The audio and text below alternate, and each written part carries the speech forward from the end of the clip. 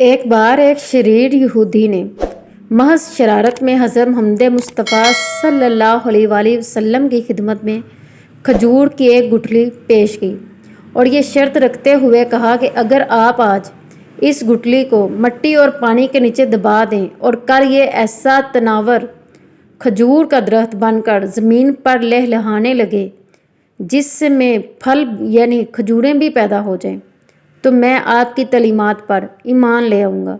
گویا مسلمان ہو جاؤں گا۔ رسول مکرم صلی اللہ علیہ وآلہ وسلم نے اس کی یہ شرط تسلیم کر لی اور ایک جگہ جا کر آپ صلی اللہ علیہ وآلہ وسلم نے اس گٹھلی کو مٹی کے نیچے دبا دیا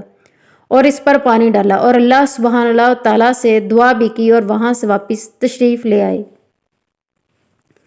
اس یہودی کو دنیاوی اصولوں کی کسوٹی پر یقین کامل تھا کہ ایک دن میں کسی طرح بھی کھجور کا درخت تناور نہیں تیار ہو سکتا،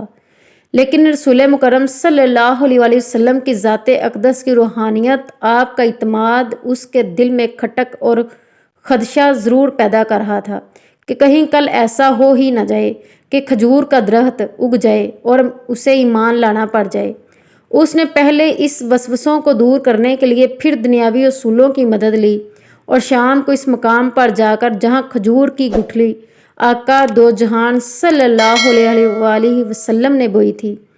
اس کو وہاں سے نکال لیا اور خوش واپس آ گیا کہ اب کھجور کا نکلنا تو درکنار، کھجور کے درخت کا نکلنا ہی محال ہے۔ لیکن وہ جانتا تھا کہ جب معاملہ اللہ سبحانہ اللہ تعالیٰ اور اس کے رسول اکرم صلی اللہ علیہ وآلہ وسلم کے درمیان ہو تو دنیاوی اسباب بے معنی ہو جاتے ہیں۔ اگلے دن آقا دو جہاں صلی اللہ علیہ وآلہ وسلم اور وہ یہودی مقام مقرر پر پہنچے تو وہ یہودی یہ دیکھ کر حیران رہ گیا کہ وہاں ایک تناور درخت کھجور کے گچھوں سے لدا کھڑا ہے۔ اس یہودی نے پہلے اس کی کھجور کو کھایا تو اس میں گٹھلی نہیں تھی، تو اس کے منہ سے بے اختیار نکلا، اس کی گٹھلی کہاں ہے؟ مرقوم ہے کہ اس موقع پر رسول اکرم صلی اللہ علیہ وآلہ وسلم نے ارشاد فرمایا کہ گٹھلی تو تم نے کل شام ہی نکال لی تھی، اس لیے گٹھلی تو کھجور میں نہیں ہے، البتہ تمہاری خواہش کے مطابق کھجور کا درخت اور کھجور موجود ہے۔ کہا جاتا ہے کہ وہ یہودی سبحان اللہ تعالیٰ کے اذن سے رسول اکرم صلی اللہ علیہ وآلہ وسلم کے اس معجزے کو دیکھ کر مسلمان ہو گیا۔ اس واقعہ کے بعد سے آج تک بغیر گٹھلی والی معجزاتی کھجور مدینہ منورہ میں خوب اگتی ہے، دکانوں پر فروخت بھی ہوتی ہے۔ اس کھجور کا اصل نام سکھل ہے، اسے سخل بھی کہتے ہیں، اور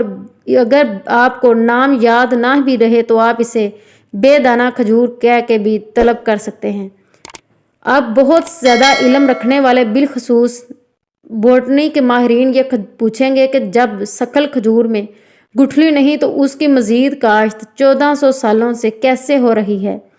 تو بتانے والوں نے بتایا ہے کہ اس کے سوکھے پتے کھجور کے باغوں میں مٹی میں مدغم ہو کر بوئے جاتے ہیں جو اس پودے کی بنیاد بن جاتے ہیں۔ Please like and subscribe this channel. اللہ تعالیٰ آپ اور ہم سب کا حامی و ناصر۔ جزاک اللہ۔